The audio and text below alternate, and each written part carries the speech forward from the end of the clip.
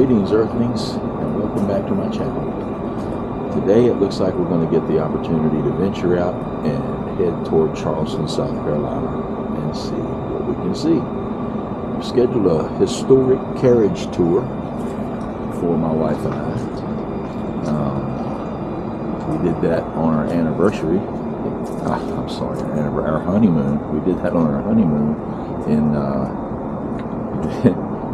San Antonio, Texas, or as I like to refer to it, North Jamaica, as we were scheduled to honeymoon in Jamaica, and COVID put the kibosh on vacationing in Jamaica. So we made the best of an unusual situation and went to San Antonio, Texas, where we had a wonderful time, and I bought this magnificent hat. So I know you will agree, it's amazing.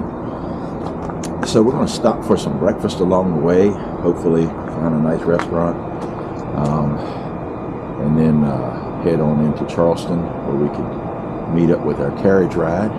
And then if we have time after that, we might do a little e-bike shopping. I still am in need of an e-bike that the seat measures 27 inches, roughly 27 inches off the ground, so I can have something for my wife to ride, where her feet won't be dangling in the air. So y'all come on along with us, and hopefully you can get a little something out of the adventure. Hopefully it is an adventure, but if history is any indicator, it's probably just going to be a boring ride in a horse-drawn carriage. But Charleston seems to be a pretty unique city, so we'll see when we get there. Y'all come along with us, and if you like the video, hit that like and subscribe button. You know the deal.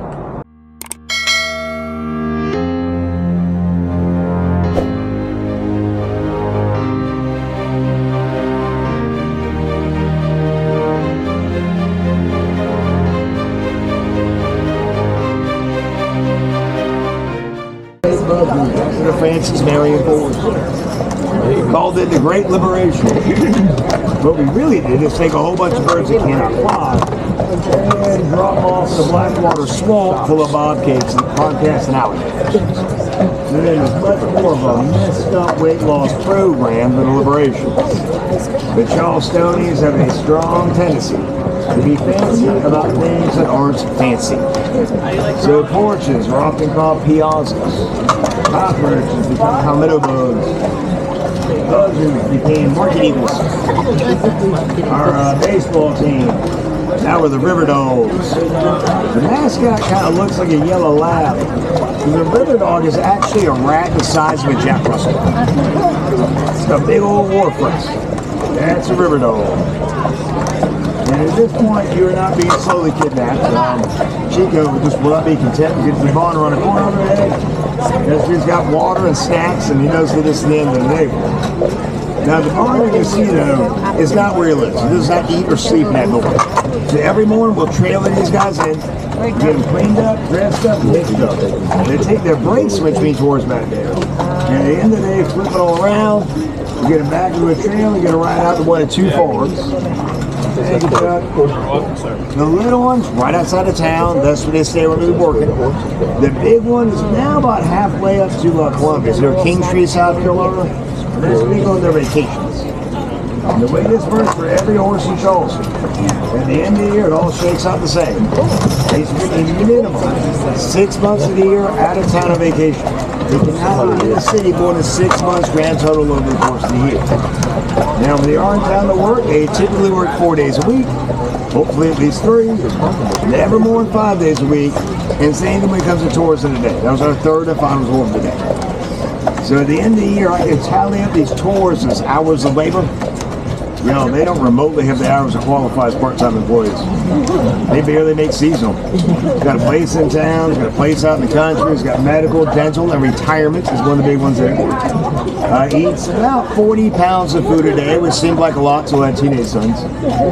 After every single tour, we also take his temperature. It gets hot enough to shut this thing down. That happened a lot last summer. Last summer was brutal. Most important thing, though, is him. He's got to be within 1 degree of his normal body temp, but we're not going anywhere. But y'all, this is an incredibly easy job for a draft horse. You've seen the kind of work these horses can do. And there's always a video on Facebook, like a semi slid off the road. This guy hooks his horse and drags the whole way back on the highway. A pony can pull this scare's no sweat. He's not heavy enough to stop. He's not just the engine, he's the brakes. That's what half that harness is. When he stops, we stop. That's why smaller guys are in teams. Not to pull the carriage, but to stop the carriage. If you're driving the team, you're not paying attention. I promise you, only one of them is pulling the carriage. One of them is always going to be smarter than the other one. And that guy will learn how to be about half step behind all day. Now we are going to help you all back down the step ladder, so please find yours to tuck and roll off the side of the carriage.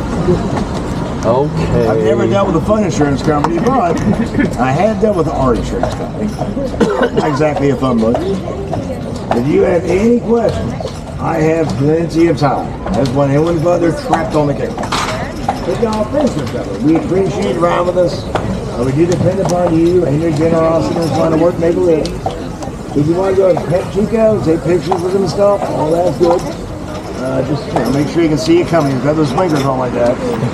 And I cannot believe I'm required to say this to you, but I am. If you stick your hand inside of his mouth, he can bite you.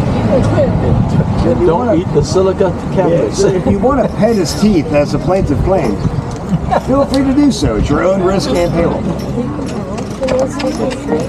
He knows what he's doing. He does the same thing every day, time after time. Yeah.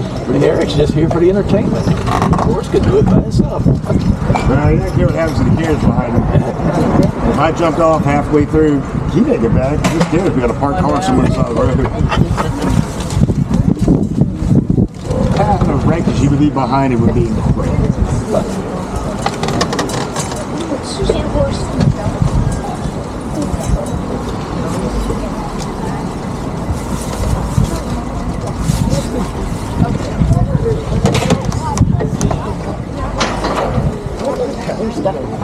There you go.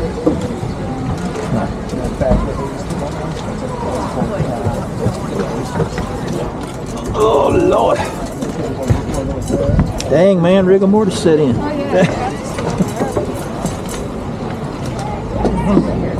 all smell the same. They all blend. You want to get a picture? You want to get a picture up here with Chico? No. Nope. Here, take your water bottle. You dropped your expensive flower. You want to lick that? That's what I heard. Thanks. I paid $3. I know. It's like, How was the tour? good. Pretty good. Thank you all very much. It's beautiful. Thank you.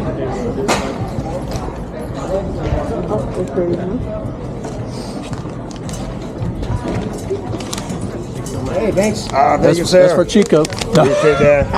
Well, I got a lot of beers. Not yet. You can. You got friends we can see you and don't pay his teeth. Good job, Chico. Huh? All right, back at the campsite. Got a little late at the e-bike shop, so when I typed in the address, my GPS told me that I would likely not make it before they closed, so we just decided to come on back to the campground. Fill you in on a little bit of the adventure today. Most of the carriage ride was boring. I mean, it was interesting to be on it, but definitely not worth putting on a video. So we stopped at a restaurant called Angel Oak. Nice little southern restaurant, small place, got 57 seats in it, I think, and only 2 bathrooms. Both are unisex. So it's that was pretty much a disappointment. It was definitely not. I mean, one thing that Southerners are known for is sweet tea, and my sweet tea was far lacking. So I think we had as I indicated earlier, Tess had fried chicken, macaroni and cheese, and and French fries, I think. And I had shrimp and grits. She had a Manhattan, blood orange Manhattan, and I had sweet tea. And we had a fried green tomatoes appetizer, which turned out to be the best part of the meal. So unfortunately, there was only 4 slices of tomatoes. So,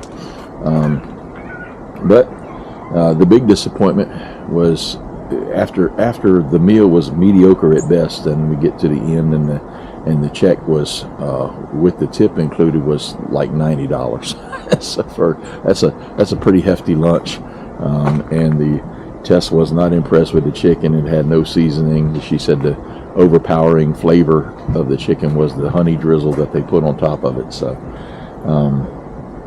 at any rate, we still had a good time spending the day together. We enjoyed the carriage ride. So if you get an opportunity to go to Charleston and put the sun over here behind in the other direction, get the opportunity to go to Charleston, it's a worthwhile adventure. One thing that I did notice about Charleston is, oh my God, how many people can you fit in one city? That place is crowded, especially in the area of Market Street. It was like New York Times Square. I mean, I couldn't believe it when we pulled up there. I was like, oh my God, look at all these people. I'm not a big people person. I enjoy meeting people, being around people in small quantities. That's that was unbelievable. I was not expecting that in a city in the South, but maybe South Philly. But at any rate, it was a pretty good day. Good to be back at the campground now. So we're going to see what we can do for the remainder of the daylight, and hopefully you enjoyed this video. And if you did, you know how to work it. Hit that like and subscribe button. Hit that notification bell. You'll be notified of future videos, and we'll take you along with as many as you want to join us on. So with that, remember, when camping, take only photos, leave only footprints. Travel safe. We'll see you next time.